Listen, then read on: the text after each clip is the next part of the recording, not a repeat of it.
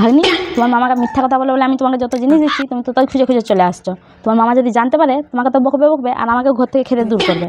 তোমার মামা জমি দেখতে গেছে, এখনই চলে আসবে, তাড়াতাড়ি পালাও। মামি, মামি, মামি গো, মামা। ভাগ্নি, আবার কিছু একটা প্ল্যান করতে হবে। কি করা যায়, কি করা যায়? তুমি যাও দেখি, যাও, এখনই আমাদের ঘরে ঝগড়া হবে। তুমি যাও দেখি, যাও যাও যাও। কি হলো?